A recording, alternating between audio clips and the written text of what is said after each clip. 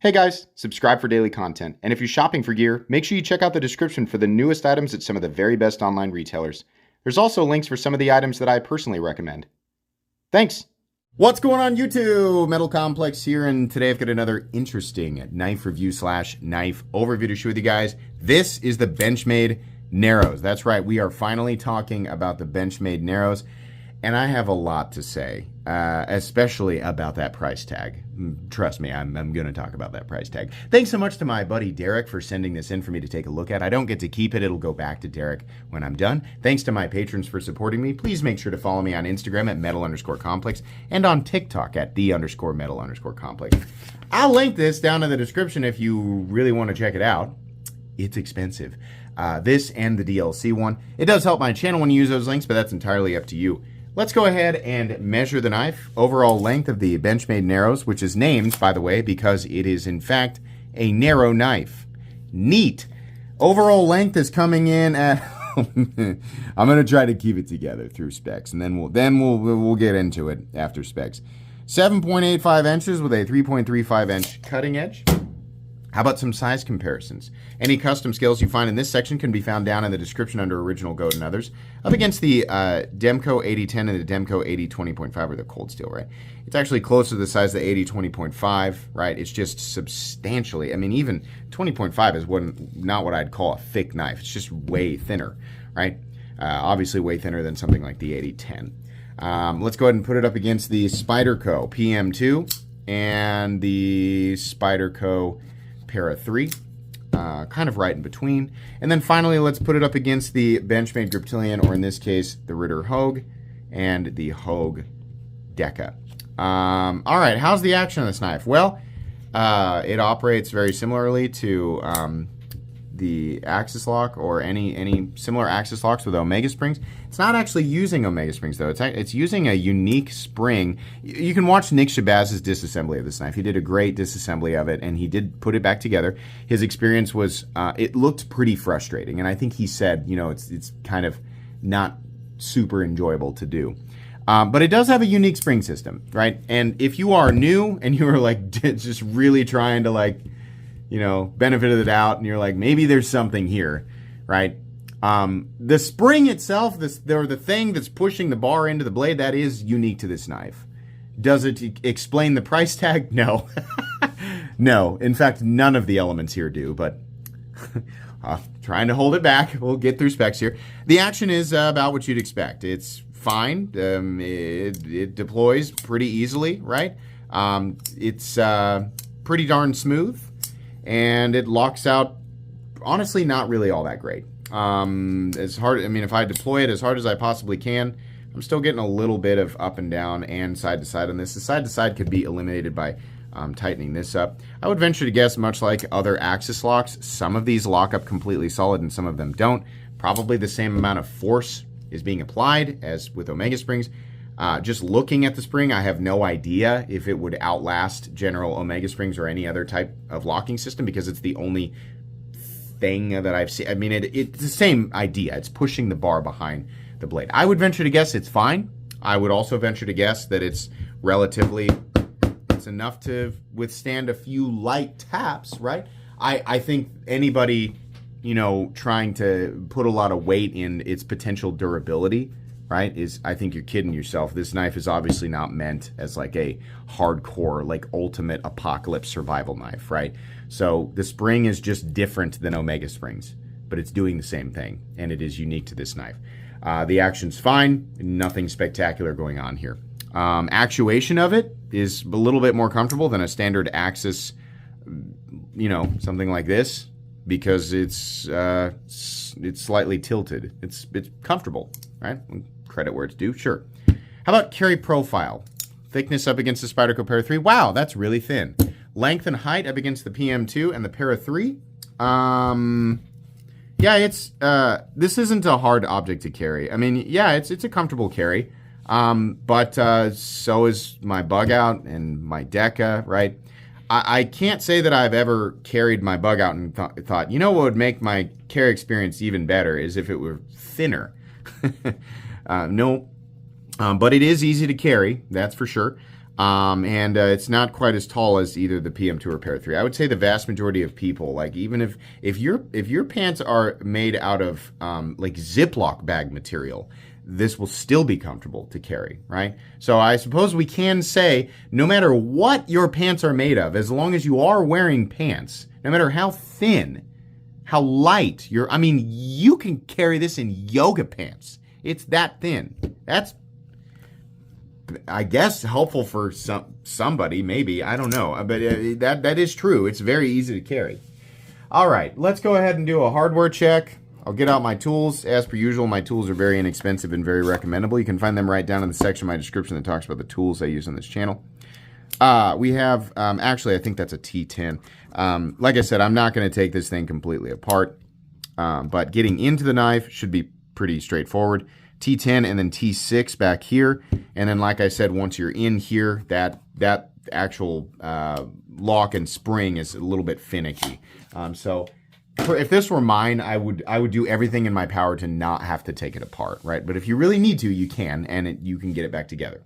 As long as you have the right tools for the job, you should be good to go. How much does it weigh, right? That's got to be an interesting thing. We have a little bit of milling for weight reduction. Obviously, the scales are super thin, and so is the blade stock, which we'll measure here in just a moment. But this guy's going to come in at, wow, 2.33 ounces. Actually, not the lightest knife on this channel that I've ever experienced. It might be, if I was going to give this thing a special title, I would say it's probably the lightest titanium knife of its size outside of that one that's like with the tungsten carbide blade. Maybe that one was lighter. I don't know. But it is only a little bit lighter, less than half an ounce lighter than my full titanium bug out. For me personally, I know some people really like to maximize the, potential, like for the tool they're carrying, like minimizing the weight and maximizing the usefulness of the tool. Great. For me personally, and I think for the vast majority of people who are not trying to, hike up a mountain with, I don't know. I mean, I guess if you're like hardcore into hiking, it's really going to matter to you. For the rest of the world, everybody else, right? Because I can promise you it's not just like hardcore people doing stuff like that. Hiking's not the only example, right? But most of us are just, this is factually true. Most of us buying this stuff are just walking around like doing normal things, it's just having a pocket knife, right? For me, once it gets below 3 ounces, I just don't notice it. I'm like, yeah, it's 2.8 ounce knife, 1.8 ounce knife. The only thing that changes is the likeliness of, the likeliness to accidentally wash it, right? The lighter a knife is past the 3 ounce line, the more likely I am to forget it's in my pocket and put it in the washing machine. So, and I've actually washed this one already, so that's even more likely to me. But hey, if that's a big deal to you, then there you go. It's super duper lightweight. Balance on the knife is, unsurprisingly right there behind the pivot. So it is very well balanced, and it definitely feels featherweight. I mean, it really feels like I'm holding something that's made of plastic. This is the most plastic, most, ultra lightweight feeling full titanium knife that I've ever experienced. All right, let's go ahead and get into the meat and potatoes here. Ergonomics. The locking on my fingers is fine. It is, I wouldn't call it comfortable. I'd call it awkward because it's so thin.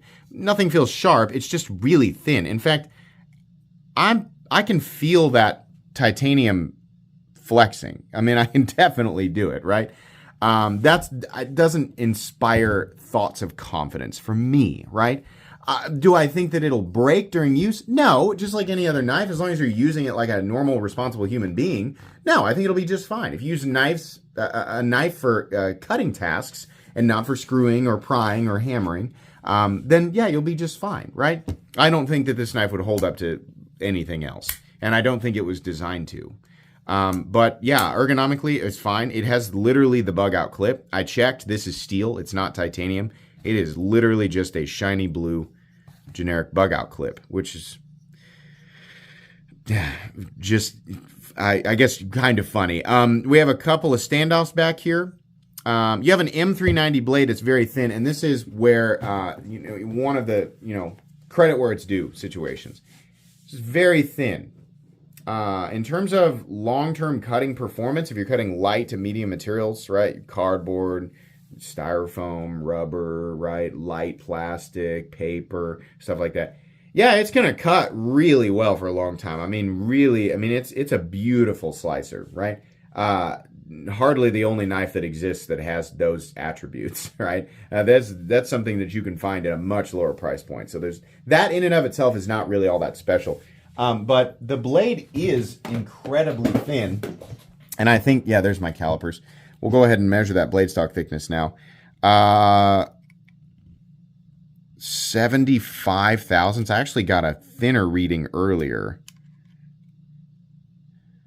Yeah, it's maybe about 7. It's really, really thin, you know. Yeah, it'll cut pretty well.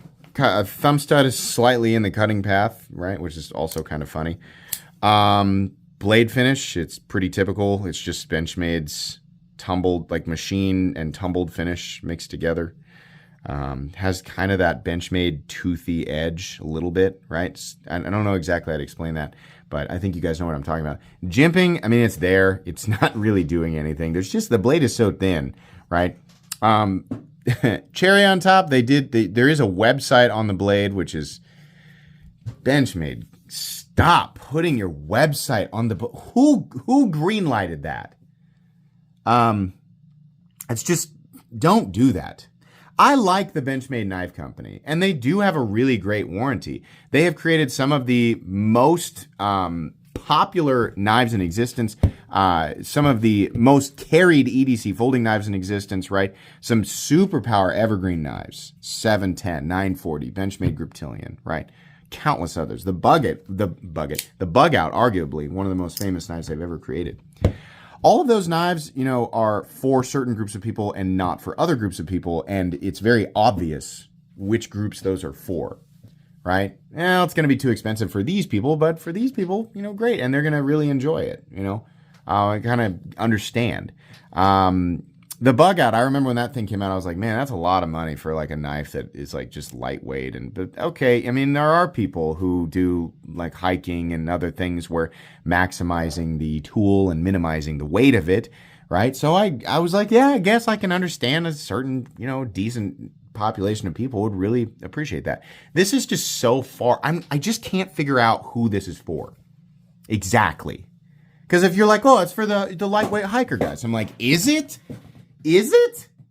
Like you know, if we have people in the audience who are like really like the most hardcore into that, like, are you actually tempted by this? Do you feel like this is offering something that you just cannot get from any other corner of the knife world, right? I don't think so. I mean, I just can't come up with a group of people that this would be great for. Knife enthusiasts, right? A lot of people say, oh, it's collectible, right? I mean, I'm a collector. And I'm also somebody who likes Benchmade and loves American-made cutlery. And I am not interested in this. So I'm not saying I speak for everyone. I'm just saying, collectors, are there any like really, really, you know, hardcore collectors that are specifically into USA-made products and Benchmade knives, right? Is this, do you feel like this is for you? Are you excited about this? I'm honestly, it sounds like I'm being sarcastic, but I'm honestly asking because I have never read a single comment, reply, nothing from anyone who owns this knife who is genuinely excited about it. At best, I feel like the people that are talking about it, the people who went ahead and bought it and own it are just like, yeah, it's pretty, you know, it's pretty lightweight. The blade's pretty thin. And it's just, there's just nothing there. It just sounds so hollow and sad. So there's nothing here that justifies anywhere even close to the price. Do I think that this is an expensive thing to make? Well, definitely, right? I think we're going to get people saying this should be a $200 knife. And no, just, I'm not going to say that you're dumb. I'm just going to say you just don't quite know. You just don't quite know what you're talking about, right? I mean, it's not a $200 knife, right? It's clearly something that, you know, is costing them enough that, you know, putting that on the market and hoping to make any money out of it is probably, you know, it's got to be well above $300. Now, if this cost them so much money that they absolutely must price this thing at $522 in order to make, a reasonable amount of profit off of it, then my suggestion would be Benchmade, this shouldn't even exist because I can't figure out who this is for. Maybe I'm wrong. Maybe Benchmade would be like, listen, man, and like you clearly don't like it, and that's fine. But this thing sells really well, and it's just a really popular. I would be flabbergasted to hear that. But if that's the case, then okay, I guess I just don't know, right? Just like I was saying to the people who were like, you just don't know. Maybe I just don't know. I am so thoroughly confused and perplexed by this. I can't properly put my thoughts into words, which usually happens, ironically, when I am extremely excited about a knife. I don't think I've ever been so underwhelmed by something that I can't properly express my emotions. It's just confusion. It's teetering on rage. I just don't get it. Who was this for? Why is it $522? Because American made? Nope. Because thin? Nope. Because titanium? Nope. Because M390? Nope. Because interesting, slightly different spring tap thing? Pushing bar into black? Nope. Where's the part that makes it $522? Where is it? I mean, like, there are plenty of $500 knives out there where I'm like, yeah, that's probably a little too much money for that. But I can at least get some kind of idea of like, well, here are the groups of people where this is going to bring them joy, and this is why. I can put my finger on it. Yeah, it's probably too much money, but at least the people who this is made for are going to enjoy it. Who is this made for, and who is enjoying it? I don't get it. The last time that I was this confused by a price tag was with the James brand, that Integral. I can't even remember it. But even with that knife, I was like, boy, it's too bad the price is so high because this is a really cool knife, right? Admittedly, I did say that. Maybe there are people out there who are just over the moon for this. And if you own this, if you bought this knife and you're happy with it and it is just everything that you wanted, everything you dreamed of when it came to a pocket knife, then I'm happy for you. Don't let me rain on your parade. You don't need my permission to enjoy this knife. I'm happy for you. But I'm convinced that I am talking to no one. I have no idea who this was for. I can't imagine how this got green lighted. Like, I just don't know. Benchmade it, and maybe they're not. Maybe they're watching. Maybe they're not. I don't know. I like you guys. I like your company. I like I like a lot of the knives you put out. I don't always agree with your price tags, and obviously the prices have been going up a lot more lately, and it's making it a lot harder to enjoy a lot of the stuff that you guys put out. But I'm still excited to hear about your new releases. I hate this. I hate this knife. I am just not, I don't understand it. I really want to know what the idea was behind this one. And Benchmade doesn't answer to me. They don't have to, they don't have to give me a response, right? They don't have to respect my my thoughts on this at all, right? They can be like, whatever, dude, kick rocks. That's totally fine. I just really, I don't know. There's just nothing. I really tried to have an open mind. I remember when it came out and I was like, all right, well, let's just wait. Maybe there's something special here. Right? Maybe I just don't get it yet. Well, I have it, and it is even more underwhelming than I ever could have expected. If you were like me and you thought, that is a lot of money, but at that price, there must be something there. They wouldn't just give us nothing, right? If you're like me and that's what you thought, I'm here to tell you that there really is nothing here. This is not worth the money at all. It's not even close. I don't even know what this should be priced at. I have no idea. This is I mean this when I say, I've got 4,200 uploads. I have never been so at a loss for an explanation. It's frustrating because I usually feel like I can come to some type of meaningful conclusion here. I think that the entire knife world should move on from this and forget about it. This is, I don't know. Benchmade, I don't think you guys should ever do anything like this ever again. Just all the respect in the world, but unless you guys are just secretly doing really, really well with this thing, right? It's hitting the mark for some group of people that I'm just not familiar with. I just don't know, I mean, if that's the case, then great, right? But man, if not, I would say move in the exact opposite direction of this, or the idea, whatever the idea behind this was. All right, time to wrap this up. So, pocket clip, left and right-handed. That's great because the locking system is ambidextrous. The pocket clip does function just fine. So in and out of the pocket, exactly what you'd expect. Pretty typical, no different than other Benchmade knives or any other pocket knives really, except for the fact that it's just thin. The screws are not recessed. They probably should be, but I mean, oh well. There's a lanyard hole for lanyard people. That's fine. The knife is incredibly smooth. I will give it that. I mean, there's no question there that the knife is definitely going to operate with ease. I don't have an issue with that at all. Lockup is, if I didn't mention it earlier, is honestly a little lackluster. Not only does it have left and right blade play, which probably could be, fixed by tightening down the pivot, it's also got up and down blade play, which is, to be fair, pretty typical of other Benchmade axis lock knives and crossbar lock knives in general. Some of them lock up solid, some of them don't. This one seems to be holding in place just fine despite that little bit of movement. There is no stick off of the pin there, right? You can see it's still like pushing that thing, that bar like behind the blade. There's no stick or anything like that. No pivot lash. It's fine in here, and what's creating the detent it feels about the same as many other. I mean, it's pretty indistinguishable from something like this, right? Centering on the knife. This one's been carried and used, but I think it's actually still, I mean, maybe it's a little bit off. I don't know. Yeah, maybe just slightly off to the right. Again, probably tightening down the pivot will be, the way that you fix that. So yeah, that's pretty much it, guys. I don't recommend this. I don't think you should buy this. I have affiliate links down in the description that, the way they work is if you click on them and then you go and buy this, I'll make a percentage off of it. That's the way that it works with every review on this channel. I do not recommend that you do that. I recommend that you take your money and you buy almost anything else.